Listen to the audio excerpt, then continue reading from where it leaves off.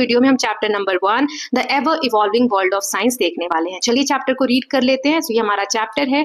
We hope you enjoyed your adventures with curiosity in grade 6 and are now ready to continue our journey into the world of science. This again is not just a textbook with facts, it is an invitation to questions, to perform experiments and to explore as we try to understand the beautiful world we live in. जैसे हमने class 6 की curiosity की book में सिर्फ text book जैसे उसको नहीं पढ़ा था, बहुत सारी चीजें जानी थी, ऐसे ही ये बुक भी हमें वेलकम करती है इस जर्नी में कि हम वंडरफुल जो वर्ल्ड है साइंस का इसके बारे में जान सकें। यहाँ पर हम क्वेश्चन बनाना सीखेंगे, एक्सपेरिमेंट सीखेंगे, नई नई चीजों को एक्सप्लोर करेंगे और इस ब्यूटीफुल दुनिया के बारे में और ज्यादा जानेंगे जिसमें हम रहते हैं। The world of science cover everything small and large, near and far. We may be looking at tiny cells inside a leaf or the movement of the sun and stars. इसमें हम सन की मूवमेंट, स्टार की movement, उसके बारे में भी जानेंगे, मतलब छोटी से लेकर बड़ी चीज के बारे में जानेंगे। We may be testing out the materials around us at home, how water flows underground. कैसे पानी जमीन के नीचे बहता है जिसे हम अंडरग्राउंड वाटर कहते हैं, या हमारे घर में रखी हुई चीजों से हम बहुत सारे टेस्ट एक्सपेरिमेंट्स करेंगे। As you go through the chapters in your book, you will start new adventures that challenge your thinking, expand your knowledge and help you become an explorer, making small discoveries for yourself. आप जैसे जैसे chapters complete करते जाएंगे इस book की, आप देखेंगे कि आप एक्सप्लोरर बन गए हैं। एक्सप्लोरर मतलब बहुत सारे इन्वेंशंस कर रहे हैं, बहुत सारी चीजें समझ रहे हैं, जान रहे हैं, राइट। सो चलिए आगे देखते हैं क्या दिया हुआ है। Before we dive into the exciting journey, take a moment to observe something special about this book. Look at the page number, the playful flight of a butterfly and the soaring of a paper plane. इस book में जो page numbers they रखे हैं वो इस तरीके से कुछ दिए हैं, कहीं पर तितली उड़ रही है, कहीं आप ये प्लेन्स देख सकते हैं, है ना। सो ये क्या दिखाता है? Did you know that something as simple as paper plane inspired real scientific exploration of flight? आज जो हम प्लेन्स देखते हैं, फ्लाइट्स देखते हैं, उसका इन्वेंशन एक पेपर प्लेन से ही तो कहीं आइडिया आया है, तो ये एक इंस्पिरेशन बना। From early inventors studying bird wings to modern engineers designing aircraft, the dream of flying started with simple observation and experiment. पहले के समय में जो इन्वेंटर्स थे, जिन्होंने इन्वेंशंस किए स्टार्टिंग में, उन्होंने चिड़िया के पंखों को देखते हुए एक अंदाजा लगाया कि ऐसा कुछ हम क्रिएट कर सकते हैं। और आज के मॉडर्न इंजीनियर्स क्या कर रहे हैं? एयरक्राफ्ट डिजाइन कर रहे हैं। तो आइडिया तो वही बेसिक चीजों से आया है ना। So as you turn each page, let us imagination take flight, exploring new ideas, discovering wonders and reaching for the sky. तो जैसे जैसे आप चैप्टर्स को फिनिश करते जाएंगे तो आपके जो आइडियाज हैं, थॉट्स हैं, इनको फ्लाई करने दीजिए। जितना ज्यादा सोच सकते हैं उतना ज्यादा सोचने दीजिए, जितनी ज्यादा डिस्कवरीज कर सकते हैं उतना ज्यादा इनको करने दीजिए डिस्कवरीज, यानी कि नई नई खोज। Then exploration of course isn't just about discovering new facts or learning about different things in nature. Science, as we said in grade 6, is a process, so it is about a way of thinking that welcomes curiosity, asks questions and is open to the unknown. ये जो science का subject है, ये ऐसा नहीं है कि सिर्फ आपको इसको फैक्ट की तरह पढ़ना है या कुछ रटना है। इसमें आपको हर दिन कुछ ना कुछ नया सीखना होता है। साइंस एक प्रोसेस होता है जिसमें आप अपनी सोच से धीरे धीरे डेवलप करते हैं और उसके बारे में नई नई चीजें जानते हैं। In grade 7 we will try to ask deeper question. Grade 7 में जैसे हमने ग्रेड 6 में समझा था, उससे भी ज्यादा डीप में हम ग्रेड 7 में समझेंगे कि how do things work, why do event happen the way they do and what can be learn from the patterns that we see in nature. हम जानेंगे कि कैसे चीजें काम करती हैं, कैसे कोई चीज होती है। जो भी चीज जैसे भी हो रही है, जैसे मान लीजिए कि सूर्योदय हो रहा है, सनराइज हो रहा है, तो उसी एक पर्टिकुलर डायरेक्शन में हमें क्यों दिखता है, या अर्थ ऐसे ही क्यों मूव करती है, या हवाएं कैसे चलती हैं। तो नेचर की बहुत सारी चीजें हम डिटेल में जानेंगे। तो इस बार हम हाउ पे ज्यादा वर्क करेंगे कि कौन सी चीज कैसे होती है। Okay, to do this we have to step out of this book, step out of the classroom perhaps and experience the world through activities and experiments. These are experiences that we hope will not just be interesting or exciting but also serve as stepping stones to a deeper understanding of the environment we live in and of our place on this planet. जैसे जैसे आप इस book को पढ़ेंगे, सो ऐसा नहीं है कि सिर्फ आपको इस बुक से बाहर आकर चीजों को समझना है।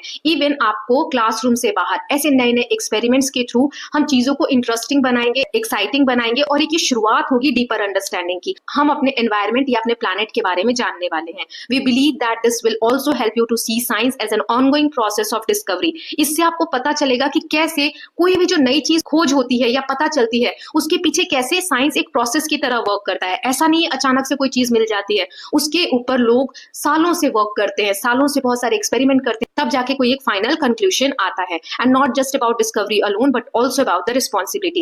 As young science explorers you will soon see how human activities are linked to what happen in the natural world and are connected to the society we live in. You will, we hope, also see the role that science can play in addressing environmental challenges and help in creating a more sustainable world. Sustainable मतलब होता है ऐसी हर developments जो सिर्फ आज को मद्देनजर रख के नहीं की गई हो, ऐसी चीजें जो अपने फ्यूचर फ्यूचर को भी देखकर की गई हों। जैसे हमें पानी को सही से यूज करना चाहिए ताकि हमारी आज की जरूरतों के साथ साथ जो हमारे आने वाली जनरेशन है उनकी भी जरूरतों का ख्याल रखा जाए। तो जब हम साइंस के चैप्टर्स पढ़ेंगे तो हम जानेंगे कि कैसे हम ये सारी चीजें जो एनवायरमेंट में प्रॉब्लम आ रही है ना, जैसे ग्लोबल वार्मिंग की, गर्मी ज्यादा बढ़ रही है या क्लाइमेट चेंज हो रहा है, इन सब के सोल्यूशन साइंस में ही है। तो इन सब के बारे में हम पढ़ेंगे। Okay then, but let's get back into this book. For now you will read about topics in different field of science, from physics and chemistry to biology and earth sciences. आप इसमें अलग अलग टॉपिक से chapter पढ़ेंगे। Had said in grade 6 they are interconnected. अलग अलग हम बोल तो रहे हैं कि टॉपिक्स हैं, फिजिक्स है, केमिस्ट्री है, बायो है,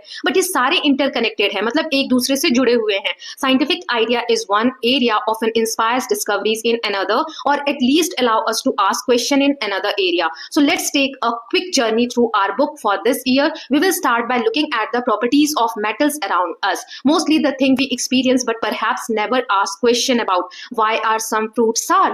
What happens when we wash a haldi stain on our school uniform? So इस book को जब हम start करेंगे तो सबसे पहले हम materials के बारे में जानेंगे कि materials की properties कैसी होती हैं। जो भी materials हमारे आसपास मिलते हैं, कुछ question के आंसर करेंगे कि कुछ फल जो होते हैं वो सार खट्टे क्यों होते हैं, या फिर हल्दी का दाग अगर शर्ट पे लग जाए, स्कूल यूनिफॉर्म पे लग जाए, उसको हम धोते हैं तो उसके स्टेन क्यों रह जाते हैं, दाग क्यों रह जाते हैं। ओके, तो ऐसे कुछ क्वेश्चंस के आंसर करेंगे। उसके बाद we then move on and play with some electric batteries, lamps and wires to try to find other kind of properties of material. उसके बाद वायर्स के बारे में, बैटरीज के बारे में पढ़ेंगे और मटेरियल की और ज्यादा प्रॉपर्टीज के बारे में डिस्कस करेंगे। What kind of material do we need to make a lamp glow? Lamp जो ग्लो करता है, जलता है, उसके लिए हम किस टाइप का मटेरियल यूज करते हैं। This will lead us to classifying material based on their properties. इसमें जब हम पढ़ेंगे तो देखेंगे कैसे मटेरियल को उसकी प्रॉपर्टी के हिसाब से बांटते हैं। And we enter the world of metals and non metals. जब हम मटेरियल को बांटते हैं तो वहीं पर कैटेगरी बन जाती है कि कुछ मेटल्स होते हैं, कुछ नॉन मेटल्स होते हैं। क्या होते हैं मेटल्स, नॉन मेटल्स, ये हम चैप्टर में डिस्कवर करेंगे।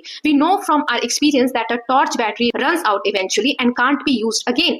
Well, explore what kind of changes happen around us. Some changes can be reversed and others can not be reversed. जैसे हम कोई बैटरी यूज करते हैं टॉर्च में, या फिर आप रिमोट कंट्रोल में यूज करते हैं ना, सो वो बैटरी खत्म होने के बाद हम उसको दोबारा यूज नहीं कर सकते। सो ऐसी कुछ चीजें हमारे आसपास होती हैं जो कि हम दोबारा रिवर्स कर सकते हैं, और कुछ चीजें ऐसी होती हैं जिसको हम रिवर्स नहीं कर सकते। सो चेंज जो होते हैं वो दो टाइप के होते हैं, रिवर्सिबल एंड इरिवर्सिबल। तो इसके बारे में भी हम पढ़ेंगे। ओके देन, बैटरीज रन बारे में भी हम पढ़ेंगे। Okay then, batteries run out, ice melts into water, fruits ripen, rocks break into pebbles. मतलब बैटरी खत्म हो जाती है, या फिर आइस जो है कैसे मेल्ट हो जाता है और पानी बन जाता है। फ्रूट्स कैसे पक जाते हैं पेड़ पर खुद ही। पत्थर जो है, बड़े बड़े पत्थर टूटकर छोटे छोटे कंकड़ कैसे बन जाते हैं। What kind of changes are these? ये भी तो चेंजेस ही हैं कि बर्फ कैसे बन गया, पानी में चेंज हो गया, कच्चा जो भी फ्रूट है वो पक गया, या फिर पत्थर कैसे टूट के छोटे छोटे कंकड़ बन गए। तो ये कैसे चेंजेस है? Some of these happen or happen faster when things are heated. जब हम चीजों को गर्म करते हैं तो कुछ चीजें जल्दी से चेंज होती हैं। जैसे बर्फ को अगर आप गर्म करोगे तो वो जल्दी से मेल्ट होने लगेगी। We will look at how heat flows, whether it is melting of an ice cube in a glass or the melting of glacier. कैसे जो ग्लेशियर्स हैं जहां पर बर्फ हमेशा जमी रहती है वो कैसे मेल्ट हो रही है गर्मी के कारण, या फिर आइस क्यूब जो मेल्ट होती है हीट के कारण। वो सारा प्रोसेस हम हीट वाले चैप्टर में कवर करेंगे। Water is of course everywhere and with the heat from sun it evaporate from the seas and fall as rain, perhaps trickling down into the ground somewhere far away. So पानी का जो एक water cycle होता है, जो हमने पहले भी चैप्टर्स में पढ़ा है, कैसे नदी में, समुद्र में जो पानी है वो भाप बन जाता है हीट के कारण। सूरज की जो गर्मी होती है उसको भाप बना देती है। भाप ऊपर जाकर जब ठंडी होती है तो बारिश के फॉर्म में नीचे गिरती है और फिर से नदी झरनों में वो बहने लगता है पानी। कुछ पानी जो ग्राउंड जो है उसके अंदर रिस जाता है और वही धरती के नीचे पानी के फॉर्म में, जिसे हम ग्राउंड वाटर भी कहते हैं, बहने लगता है। तो ये सारा प्रोसेस हम समझेंगे। Then however it isn't just change in materials around us that we see or the hidden changes in water that we do not see।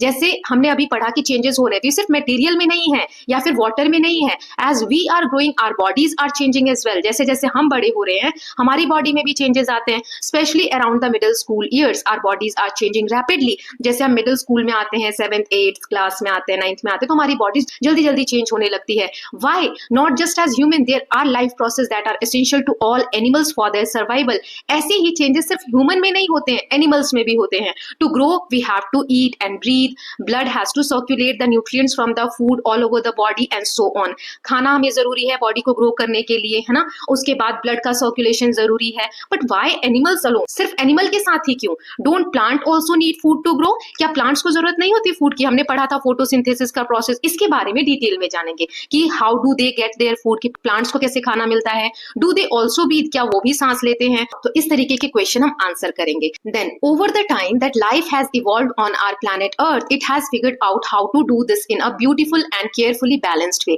But what is time? देखिए हमारे अर्थ पे, हमारे प्लैनेट जो है अर्थ, उस पे कैसे लाइफ इवॉल्व हुई है इसके बारे में जानेंगे। लेकिन ये टाइम क्या है? The clock on the wall और a wrist watch tells us the time and how it passes. हम टाइम के बारे में जानेंगे। We get prepare to go to school in the morning and are ready to sleep at night, but have you thought about how we measure time? क्या कभी आपने सोचा है कि सुबह आप स्कूल जा रहे हैं, रात को सो रहे हैं, लेकिन हम टाइम को नापते कैसे हैं? And how fast does something happen, और किसकी कितनी स्पीड है, कैसे कौन सी चीज कितनी फास्ट होती है, इसके बारे में हम कैसे जानेंगे? सो ये सारा हम कवर करने वाले हैं रेलिवेंट चैप्टर्स में। Long before the age of electric clock and digital watches, early human observe the shadow of object in the sun and use the position of shadow to tell the time. अभी तो watches हैं, digital watch है, electric clock है, जो हमें time बताते हैं। जब ये सब चीजें नहीं थी तभी भी तो ह्यूमन बीइंग टाइम देखते थे ना। कैसे पता करते थे? तो वो देखते थे कि सन के सामने कोई चीज रखी है तो उसकी परछाई कहाँ पर गिरती है। जहां परछाई बनती है तो एक पर्टिकुलर टाइम पे सेम जगह पे परछाई रोज बनती है, तो उनको पता चल जाता था अच्छा ये पहर हो रहा है क्योंकि परछाई यहाँ पर है ना। So around we can say कि ये पहला पहर है, दूसरा पहर है, इस तरीके से वो लोग डिसाइड करते थे। Light and shadow are not just useful for shadow puppet और to tell the time. Naturally, light helps us see, and today we have developed a lot of ways to generate light, so we can read a book at night even when the sun doesn't shine. आज के समय में हमारे पास इतने सारे invention हो गए हैं कि आप देख सकते हैं रात में भी हमें अंधेरा फील नहीं होता। बल्ब्स हैं, लाइट बनाने के इतने सारे रिसोर्सेस हैं, है ना। सो कैसे करके हमने रात को भी दिन में कन्वर्ट कर दिया है। सो शेडो जो है, ये लाइट और शेडो वाला चैप्टर आएगा, उसमें हम लाइट की इंपॉर्टेंस को समझेंगे। लाइट शेडो के बारे में पढ़ते वक्त सबसे इंपॉर्टेंट क्वेश्चन जो हम पढ़ेंगे वो है nature of light has given us a very deep understanding of the universe we live in. Light का जो नेचर है उससे हमें इस ब्रह्मांड के बारे में, यूनिवर्स के बारे में जानने को बहुत कुछ मिलता है। While we will perhaps learn about it only later, light and shadow are not just limited to things around us at home. So ऐसा नहीं है लाइट और शेडो की बात होगी तो जो घर में चीजें हैं या हमारे आसपास जो चीजें, हम सिर्फ उसके बारे में जानेंगे, बल्कि हम पूरे ब्रह्मांड के बारे में इससे जानते हैं। Even the earth and the moon can cast shadow. आपको पता है अर्थ की भी परछाई होती है, मून की भी परछाई होती है, leading to the fascinating phenomena of eclipses. जो सूर्य ग्रहण होता है, चंद्र ग्रहण होता है, ये सब हम जानेंगे कि कैसे लाइट और शेडो का ही गेम होता है। And of course we have day and night that depend on receiving light from the sun. कैसे दिन और रात होते हैं, ये जो सूरज से हमें रोशनी मिलती है, कैसे अर्थ के ऊपर दिन और रात क्रिएट करते हैं, ये हम देखेंगे। To understand all of this we need to know how earth rotates around its axis, how the moon goes around the earth and earth around the sun. ये सब जानने के लिए हम कैसे उस चैप्टर में समझेंगे कि अर्थ जो है वो सूर्य के चक्कर लगा रही है, मून जो है, हमारा जो चांद है, वो हमारी अर्थ के चक्कर लगा रहा है, और अर्थ अपने एक्सिस पर भी घूमती रहती है। ये सब हमने लास्ट क्लास में, क्लास 6 सोशल साइंस में मैंने आपको समझाया था थोड़ा सा, लेकिन यहाँ हम डिटेल में जानेंगे कि कैसे दिन और रात क्रिएट करने में इन सारी चीजों का इंपॉर्टेंस है। While all this might have your head spinning, think about it. Isn't it amazing that we humans can wonder about the wonderful world we live in? So ये सारे क्वेश्चन सुन के हो सकता है आपका दिमाग चकरा रहा हो कि क्या है, इतनी सारी चीजें जानने को मिलेंगी,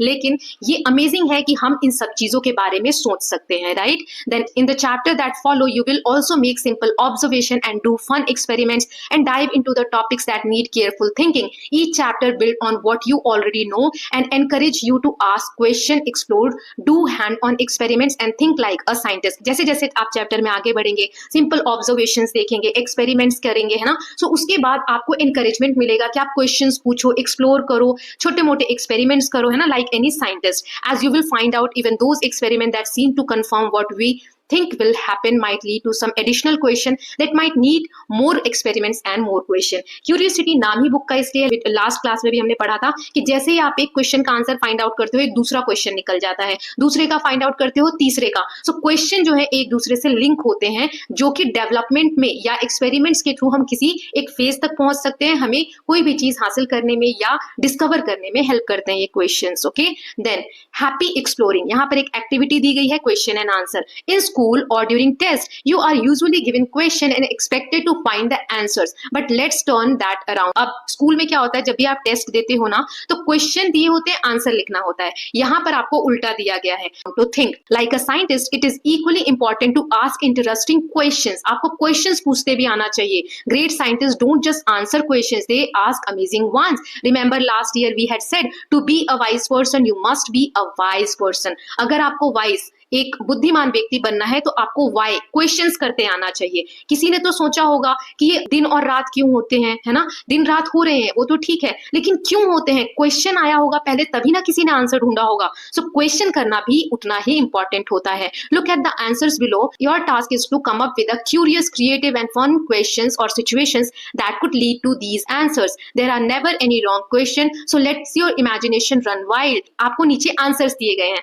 आपको अपने इमेजिनेशन से उसके लिए कोई क्वेश्चन क्रिएट करना है कि कौन सा क्वेश्चन होगा तो उसका ये आंसर हो सकता है. Since such exercise might not be very familiar, here is an example to help you. जैसे यहाँ पर एक एग्जांपल दिया है. Suppose the answer was just make it half. एक आंसर दिया है, समझ लीजिए, जस्ट मेक इट हाफ, इसको आधा कर दो. तो इसका क्वेश्चन क्या हो सकता है, what all could this be a response to. किसका आंसर हो सकता है, well it could range from how do we ensure getting equal share of cake. मान लो किसी ने पूछा होगा केक को बराबर हिस्सों में कैसे बांटे, तो इसका आंसर रहा होगा इसको हाफ कर दो, है ना, जस्ट मेक इट हाफ. सो ऐसे ही क्वेश्चन क्रिएट करने हैं. टू माई ऐसे इज टू लॉन्ग, हो सकता है ये भी किसी ने पूछा हो कि मेरा ऐसे जो मैंने लिखा है निबंध वो बहुत बड़ा है, तो किसी ने आंसर किया होगा कि इसको हाफ कर दो, आधा कर दो. और I can't fit this in the envelope, मैं एनवेलप में इसको नहीं फिट कर पा रही हूँ, किसी भी चीज को रख रही हूँ, तो कोई कहेगा जस्ट मेक इट हाफ, इसको आधा फोल्ड कर दो. Or even I can not dance to such a long song, मैं इतने बड़े गाने पे डांस नहीं कर सकती, तो कोई क्या आपको आंसर करेगा, जस्ट मेक इट हाफ, इसको आधा कर दो, है ना, सॉन्ग को छोटा कर दो. ऑल वेरी डिफरेंट, सारे क्वेश्चन का आंसर यही आ रहा है. तो मतलब आंसर दिया हुआ है, क्वेश्चन इस तरीके से आपको क्रिएट करने हैं. So let's see what kind of creative question you can ask. So पहला आंसर है जस्ट ऐड सम मिल्क. क्या क्वेश्चन पूछा गया होगा तो उसका आंसर आया होगा कि इसमें दूध ऐड कर दो. सो क्वेश्चन मैं यहां पर बना रही हूं, आप अपने हिसाब से क्रिएट कर सकते हैं. What should you do if your tea is too strong. चाय में चाय पत्ती ज्यादा हो गई है तो आप क्या करेंगे, थोड़ा सा दूध ऐड कर देंगे, है ना, जस्ट ऐड सम मिल्क. फिर नेक्स्ट है because the cat's teeth were crooked. बिल्ली के जो दांत होते हैं क्रूक्ड होते हैं, टेढ़े मेढ़े होते हैं. तो क्वेश्चन क्या रहा होगा, why did the dentist refuse to clean the cat's teeth. Cat के जो दांत होते हैं उसको साफ करने से डेंटिस्ट क्यों मना करते हैं, क्योंकि बिल्ली के जो दांत होते हैं वो टेढ़े मेढ़े होते हैं, क्रूक्ड टीथ होते हैं. ओके, देन आंसर है don't panic I have my towel. मेरे पास मेरा टॉवल है, तुम घबराओ मत. सो क्वेश्चन हो सकता है what did the explorer say when he lost his map in the jungle. जंगल में गए हैं एक्सप्लोरर और वहां उनका मैप गुम हो गया, तो ये आंसर हो सकता है ना कि उनके पास टॉवल है, उसको वो झंडे की तरह यूज कर सकते हैं, या फिर किसी को इशारा देने के लिए कि हम यहाँ पर हैं, राइट. सो इस तरीके के क्वेश्चंस आपको क्रिएट करने हैं. अब आंसर लिखा है 42. अब यहाँ एक रैंडम नंबर है तो इसमें आप कुछ भी क्वेश्चन क्रिएट कर सकते हो, जैसे how many cookies does it take to win a cookie eating contest. यहाँ पर कुछ भी क्वेश्चन क्रिएट करके आप ये आंसर ला सकते हो. Okay, please ask a more interesting and not obvious questions like what is 32 + 10. ऐसा नहीं कि 32 + 10 क्या होता है तो आप आंसर दे दोगे 42, नहीं, कुछ अलग क्वेश्चन बनाने हैं. Or even what is the answer to life, the universe, everything. तो इस तरीके से आप खुद भी क्वेश्चन आंसर गेम खेल सकते हैं, क्रिएट कर सकते हैं. सो विद दिस स्टूडेंट्स, हमने chapter number 1 the ever evolving world of science cover कर लिया है. In the next video we will see chapter number 2 exploring substances acid, basic and neutral. ये क्या होता है, सब्सटेंसेस कौन से एसिडिक होते हैं, कौन से बेसिक होते हैं, कौन से न्यूट्रल होते हैं, ये सारी चीजें हम इस चैप्टर में जानेंगे.